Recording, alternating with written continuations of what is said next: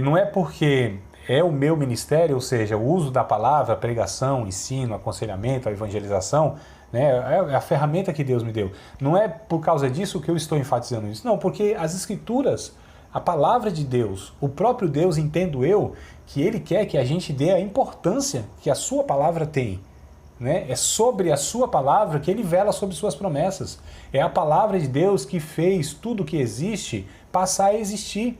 É pela palavra de Deus que a fé ela é produzida, gerada e ela é mantida na vida de todo salvo. É pela palavra de Deus, inclusive, que Deus se comunica conosco. É pela palavra de Deus que somos guiados, orientados. Pela palavra de Deus nós somos transformados, santificados, purificados, alimentados. Pela palavra de Deus, pela pregação da palavra de Deus, nós somos salvos.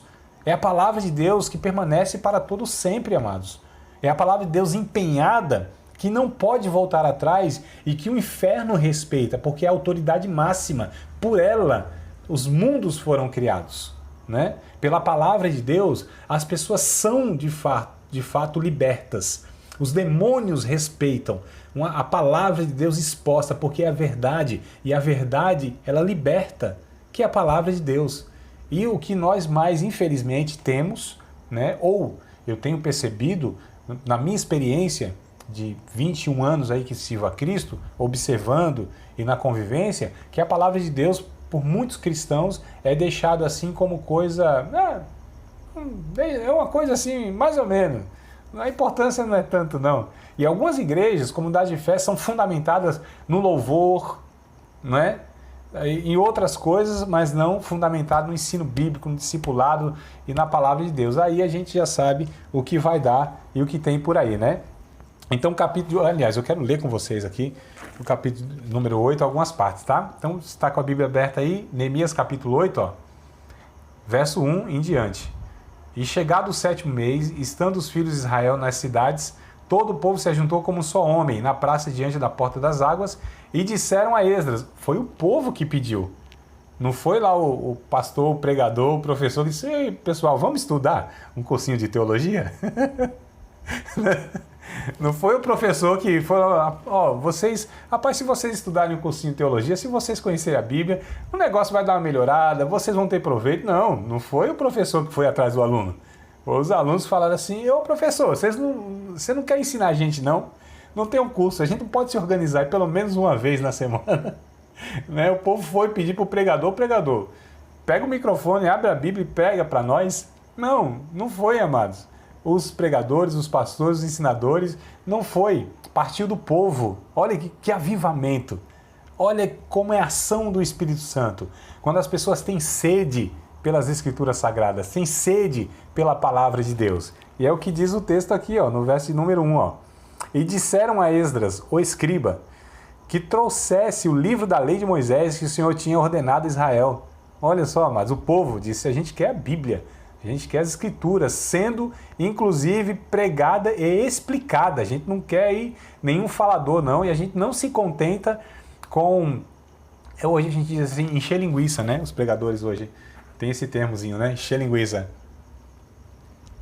A gente não aceita o cara vir contar historinha, não. Ficar enrolando, não. A gente quer as Escrituras sagradas. Nós queremos entender a revelação de Deus. Nós queremos ouvir Deus pela palavra revelada. Olha que coisa linda, amados. Isso aqui, é por isso que eu falo que isso aqui é avivamento. Verso 2.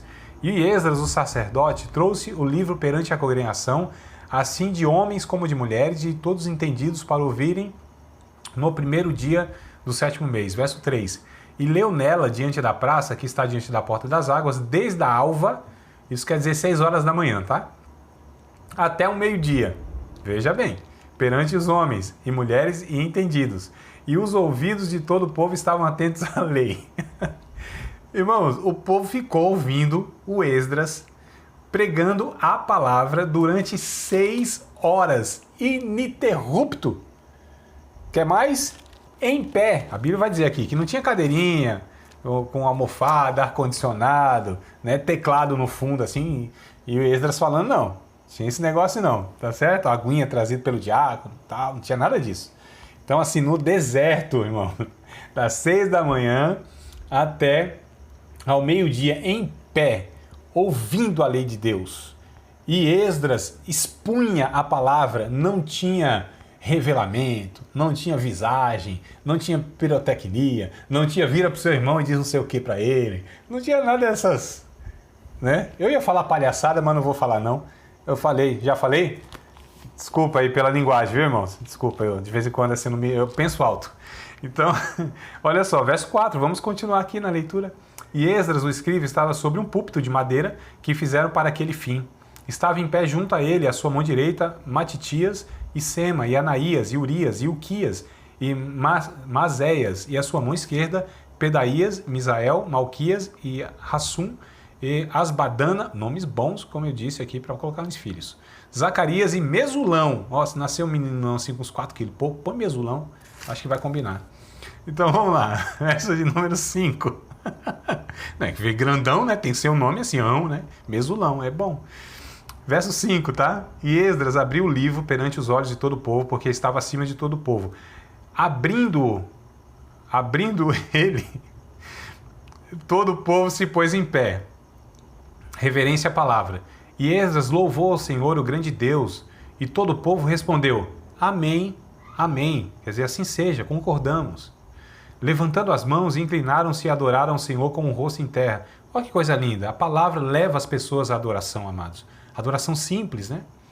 E Jesua, verso 7. E Jesua, e Bani, e Serebias, e Jamim, e Acube, e Sebetai, e Odias, e Mazéias, e Quelita, e Azarias, e Josabade, e Hanã e Pelaías, e os levitas ensinavam ao povo na lei, e o povo estava no seu posto. E leram, verso 8, e leram a lei de Deus, e declarando e explicando o sentido, faziam que lendo entendesse. Isso aqui para mim é chave também, verso 8. Eles leram, ou escriba, né? Lia a lei de Deus, declarando a palavra de Deus, explicava o sentido, fazendo com que, lendo, eles entendessem. Olha o papel de quem prega, de quem ensina. Tem que levar as pessoas ao esclarecimento da vontade de Deus. Explicar mesmo, desnudar, amados, quão isso é importante naqueles que pregam e para aqueles que ouvem. Faz toda a diferença. A palavra explicada, a palavra esclarecida. Né? Tem pessoas que elas não aguentam ouvir 50 minutos, 1 hora de uma ministração, de uma pregação. Como pode ser isso? Né? Como pode um pregador da palavra ele não atrair as pessoas explicando a palavra de Deus? Nós ficamos aqui nas aulas presenciais, a gente tinha aula de 1h20, 1h30, né? Alguns participaram e eu fico pensando, e eu falaria mais 2, 3 horas, sem problema nenhum. Aí tu diz, eu não tô nem falando nada.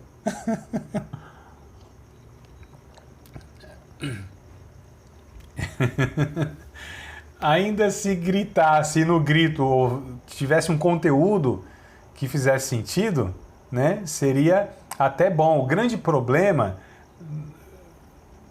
o vídeo está travando, acho que é a conexão, irmão Marinaldo, mas vamos ver se volta aí. O grande problema, amados, que eu vejo não é nem o tom de voz, é o conteúdo em si.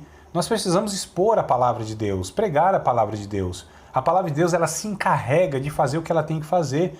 Quebranta as pessoas, levam as pessoas à adoração, leva as pessoas, a partir do entendimento, à conversão, ao arrependimento. Né?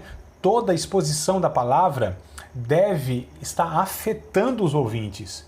Amados, se nós expomos a palavra, seja por meio do ensinamento, da pregação em si, de um aconselhamento, de uma evangelização, isso não afetar o ouvinte, tem alguma coisa muito errada, muito errada. Eu sei que depende do outro se responder ou não a palavra de Deus, né? Mas de alguma maneira, até se ele responde negativamente, é porque a palavra, inclusive, atingiu lá o ego dele, confrontou o pecado dele. Se ele respondeu positivamente, é outra história. Mas a questão é a palavra pregada. E eu falei aqui que eles ficavam das 6 da manhã até o meio-dia, mas tem um detalhezinho, né? Aqui no verso 18, tem um detalhezinho aqui, que é para ainda abençoar mais ainda a nossa vida. E de dia em dia ele lia o livro da lei de Deus, desde o primeiro dia até o derradeiro. Ou seja, eram 7 dias que eles fizeram isso, tá? 7 dias ininterrupto. Então olha só. Desde o primeiro dia até o derradeiro, e celebraram a solenidade da festa 7 dias, e no 8º dia a festa do encerramento segundo o rito. Ou seja, das 6 da manhã ao meio-dia, durante 7 dias seguidos. Olha só, irmãos, aí é festividade boa. 3 dias, sexta, sábado, domingo, aquele negócio lá das 8 às 10 da noite, 7h30 às 9h30. Ali eu não acho bom, não. Ali eu acho muito pouco. Eu queria fazer assim 7 dias, das 6 da manhã ao meio-dia. Né? E Bíblia. Aqui não tem louvorzão, aqui não tem grupo, aqui não tem banda, aqui não tem coral. Eu não estou dizendo que essas coisas são ruins, eu estou dizendo, amados, que olha só a suficiência da palavra de Deus, tá certo? A suficiência da palavra de Deus. A ênfase que se dá às Escrituras Sagradas, se nós quisermos uma mudança significativa e real nas nossas vidas pessoais, em uma igreja e, consequentemente, em um bairro, uma cidade, uma nação, enfim, em um mundo. Nós precisamos entender que é pela via da pregação genuína do Evangelho de Jesus Cristo. Não tem outro meio. Tem formas diferentes. Isso eu sei, é fato. Né? Senão a gente vai ter que levar o povo para o deserto, pôr um púlpito de madeira e ficar gritando lá para milhares de pessoas. Não é isso. As formas nós temos muitas, inclusive eu estou usando uma forma aqui que é a transmissão ao vivo, que é toda essas parafernálias que nós temos. Quando é na sala de aula também tem os seus recursos. Não é a forma, eu estou falando do conteúdo. É isso que importa. E é a prioridade, amados. Tá certo? Esse culto Martinho da Vila, canta minha gente, 2 horas de música. E quando você tem lá e quando você tem lá 20 minutos, 30 minutos para uma exposição que nem exposição muitas vezes a gente precisa rever se de fato é isso que a gente deve fazer. Então, grande avivamento houve aqui,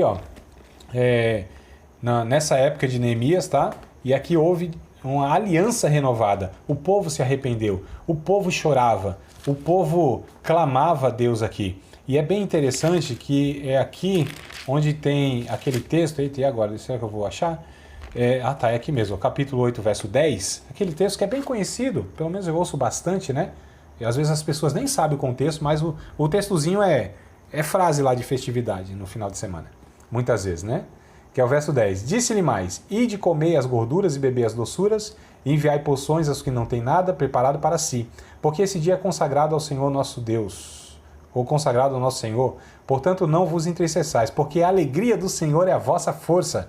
Essa última frasinha que o povo fala muito, né? Mas não sabe o contexto. Então o povo se entristeceu, o povo estava confessando pecado, querendo jejuar, né? Se humilhando diante de Deus, e o Neemias disse: não, é dia de alegria, vamos celebrar a Deus, vamos se alegrar a Deus, a alegria do Senhor é a nossa força. Mas olha o efeito que a palavra de Deus traz a priori, né?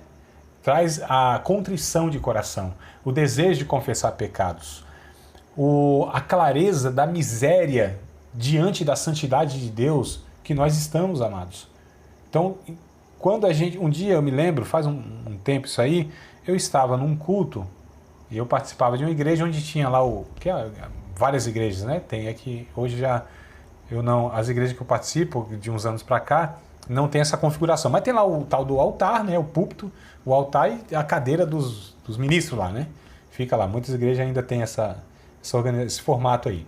E eu estava lá, irmãos, a presença de Deus me constrangeu de tal maneira que eu não conseguia me conter em lágrimas, mas a sensação é que eu era um miserável, tão miserável.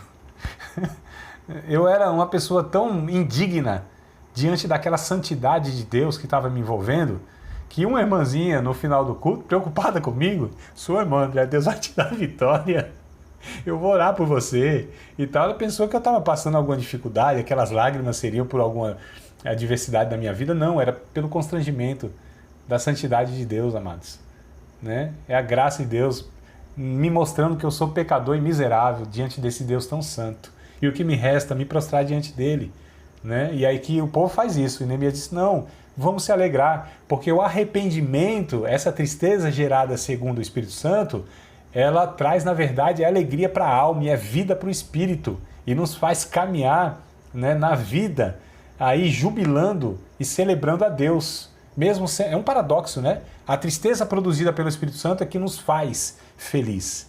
Essa tristeza nos mostrando a miséria que nós somos diante da santidade de Deus é quem nos dá vida e vida com abundância, onde nós celebramos a Deus e cantamos pelo novo nascimento, pelo que, quem Deus é e o que fez por nós. Então o capítulo de número 8, o capítulo de número 9, o povo, né, está descrito aqui, o povo se arrepende e o povo ora e confessa pecado. Ó, capítulo 9, verso 6.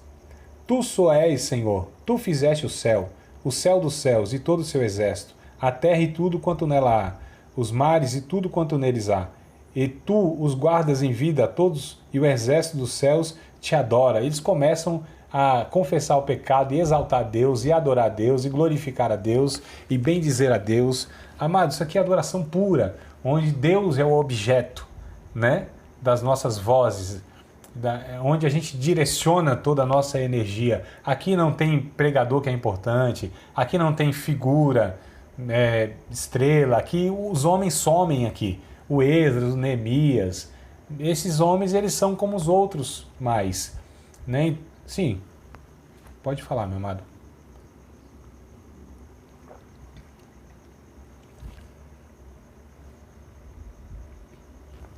Uhum.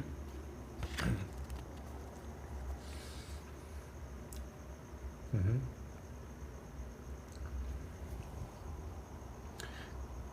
Tem pessoas até que entendem que jejum é algo que nem deve ser mais praticado hoje, né? Até vi um debatezinho esses dias aí e falei, eita, rapaz, chega numa conclusão dessa, porque não entende o jejum, né? Qual é a função do jejum? Alguns chamam o jejum de oração sem palavras, né?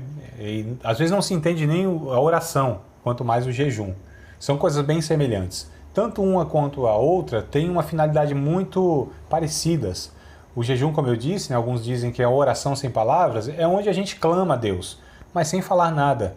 Onde a gente é uma disciplina espiritual. O benefício do jejum é porque ele nos humilha e nos mostra a nossa insuficiência, a nossa incapacidade.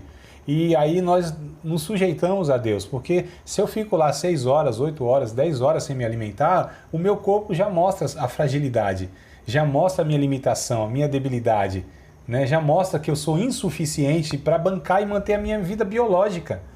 Imagina a minha vida espiritual, imagina a minha eternidade, imagina as circunstâncias da minha vida, né? Então o jejum é uma disciplina espiritual e serve muito mais e beneficia muito mais essa questão de disciplina para auto-humilhação do que para obter coisas de Deus, porque eu fiz um jejum forte lá e Deus vai chegar junto, né? Então as pessoas não entendem o jejum e acham que vai favorecer, como alguns acham que a oração também. Então eu entendo o jejum tendo esse benefício espiritual, pessoal, no sentido que é uma auto-humilhação e ali a gente não só declara diante de Deus, mas a nossa consciência ela fica muito mais viva nessa percepção de que de fato, e nós precisamos nos humilhar, amados. A oração é uma humilhação. O jejum é uma humilhação. Nós precisamos disso. Nós somos soberbos por natureza, né? Tanto é que quando a gente está achando que está dando conta das coisas, a gente não ora tanto, não jejua. Mas quando o negócio, o perrengue vem, a dificuldade vem, aí está o crente jejuando, orando e aquela coisa toda. Então, André, o jejum para mim, ele tem esse benefício, uma disciplina espiritual, né? Tranquilo? Não sei se contribuir aí, mas vamos lá. Então a aliança é renovada, tá? Os líderes, né, influenciam toda a sociedade. A gente vê aí, principalmente o capítulo de número 10 aqui, né? Eu parei no 9, mas o capítulo 10 vai mostrar, então, essa segunda parte da divisão, né, que nós estamos aqui, a aliança é renovada, capítulo 7 ao 12. Então o capítulo 10 vai mostrar que os líderes influenciam toda a sociedade. O exemplo de Neemias e o ensino de Esdras levam ao povo de Judá a assumir um novo compromisso com o Senhor. Como é importante a observação aqui, temos líderes, né, como já disse, que possamos admirar e que deem exemplo para toda a sociedade. Como isso é fundamental, amados, tá? E nós precisamos ser essas pessoas que mesmo com os nossos, com as nossas limitações, a gente possa estimular, a gente possa incentivar, a gente possa entusiasmar as pessoas a servirem a Deus. Principalmente os nossos filhos, os nossos jovens, os novos convertidos, aqueles que estão chegando agora. Que a gente possa puxar esse bonde, né, essa carruagem. Então aqui fica o exemplo e a lição que eu quero extrair dessa segunda divisão. Terceira divisão do livro, né, os pecados de Judá são perdoados, que é o capítulo 13, e a gente encerra aqui, vocês segurarem aí, ó o cão furioso aí, ó. O cão furioso em algum lugar aí. Então... Vamos lá. Os pecados de Judá são perdoados, né? Que é o capítulo 13. As últimas reformas de Neemias. Veja que coisa curiosa. O povo está lá, né? Veio já a primeira leva, depois veio Esdras, e parece que o povo deu uma despertada, aquela coisa toda. Veio Neemias, o povo se converte. O Neemias volta temporariamente, ó. Depois de um mandato bem sucedido, né, como governador de Judá, Neemias voltou para a corte persa, né, por um tempo. Aí ele retorna de novo para Jerusalém. Quando ele retorna a Judá, em 431 mais ou menos, ele descobriu que o povo havia voltado para os seus velhos caminhos pecaminosos. Mais uma vez, Neemias conseguiu introduzir reformas. Contudo, estava claro que sem líderes fortes e piedosos, o povo simplesmente não permanece fiel ao Senhor. Veja que coisa terrível. Só reforçando aquilo que eu já falei. Nós precisamos, né, de líderes, nós precisamos nos policiar, nós precisamos consultar a palavra de Deus, o Espírito de Deus, todo momento na nossa vida. Nós não bancamos a nossa existência, a nossa vida em momento nenhum, amados. Nós precisamos de uma comunidade de fé para que a gente se estimule, para que haja admoestações, para que haja correções, para que haja exortações mútuas, né? Então a comunidade de fé serve para isso, nos protege mutuamente. Então ninguém é solto no mundo. Ninguém é autossuficiente, ninguém dá conta de si, ninguém sabe tanto que não precise aprender de alguém, ninguém é tão espiritual que não precise da intercessão, da oração dos outros irmãos, ninguém é tão que não precise, né, na caminhada de pessoas que o ajudem. Jesus teve o Simão Cirineu lá porque não estava aguentando carregar o peso da cruz, amado, e ele caiu, e Deus providenciou o Simão Cirineu para ajudar Jesus na caminhada. Lógico, aqui é representativo, a gente não está falando de Jesus não suportar a carga espiritual, claro que não, ele levou sobre si os principados e potestades. É só um exemplo aqui que o próprio Jesus, nas suas condições e limitações físicas e humanas, também precisou de uma outra pessoa para ajudá-lo fisicamente. Mas a gente pega isso aqui como exemplo, que se Jesus também teve em algum momento da sua vida, né, ainda que seja na questão física lá, porque estava debilitado, tinha apanhado demais, ficou a noite sem dormir, enfim. Muito mais nós precisamos, né, uns dos outros. Então a gente percebe interessante aqui que nós precisamos sempre ouvir pessoas, sempre estar dando ouvido às pessoas. Sempre quando as pessoas falarem para nós, através de um ensino, através de uma pregação, através de uma exortação pessoal, né, através de um aconselhamento, ainda que aquilo bata no nosso coração assim e a gente quer rebater, né, porque nos afrontou no nosso pecado, mas a gente precisa sempre falar, opa, deixa eu orar a Deus, Jesus me ajuda, me dá coração quebrantado e ouvidos sensíveis para identificar a tua voz através de quem quer que seja, mesmo com aqueles que a gente às vezes pensa que é inferior a gente. Né? Um adolescente, um novo convertido, uma pessoa que não é líder, nós somos, uma pessoa que não estuda teologia e eu já faço o curso, né? Um aluno que é aluno e eu sou professor. Então a gente precisa entender que nós somos dependentes uns dos outros e que nós soltos, como esse povo mostrou aqui, a gente se perde facilmente. E Neemias teve que voltar, exortar o povo de novo, e esse povo então, ouvindo a palavra, vai novamente. Isso aqui é um ciclo, amados. Isso aqui é a nossa vida, o resto da vida, né? É a gente acertando, é a gente errando, é a gente fazendo a vontade de Deus aqui, mas desfazendo ali, obedecendo aqui, desobedecendo lá. É por isso que é importante nós ouvirmos a palavra, estarmos sempre numa convivência comunitária de fé, onde o Espírito Santo use lá as pessoas, os seus dons, para edificação mútua. Tudo isso são meios, que a gente chama de meios da graça. Meios que Deus usa não só para nos salvar, mas para nos manter salvo. Não adianta só alcançar o cabra lá, libertar ele dos demônios, das drogas, da falcatrua, da pilantragem. Isso aqui é tudo termo teológico refinado, né? Não adianta só, isso não é suficiente. Você precisa manter o cabra ali, né?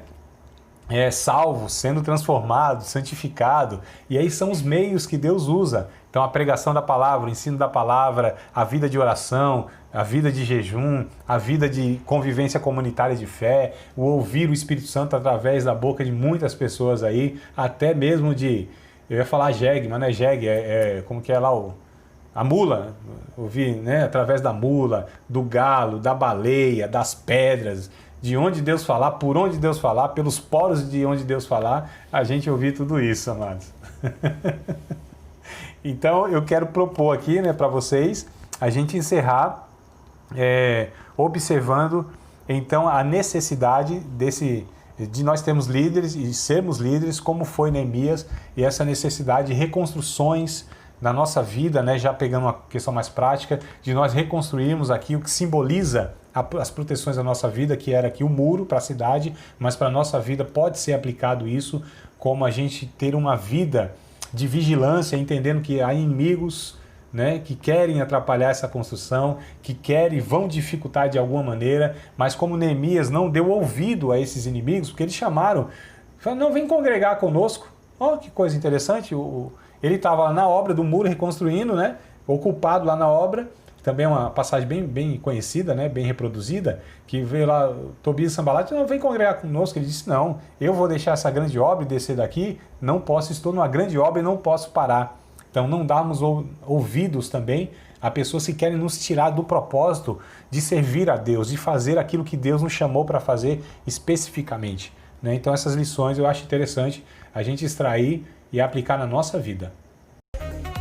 Você acabou de participar de mais uma aula de um dos nossos cursos do Seminário de Teologia, Vida Cristã, Palavra da Vida. Espero que tenha te abençoado, não só alargado o seu conhecimento teológico, mas que tenha também atingido o teu coração para que você possa a cada dia mais reproduzir a vida de Deus nas suas relações cotidianas. Se você ainda não é aluno oficial de um dos nossos cursos, se inscreva aqui no contato que vai aparecer do WhatsApp. Também nos siga nas redes sociais, se inscreva no nosso canal, compartilhe à vontade e Deus te abençoe.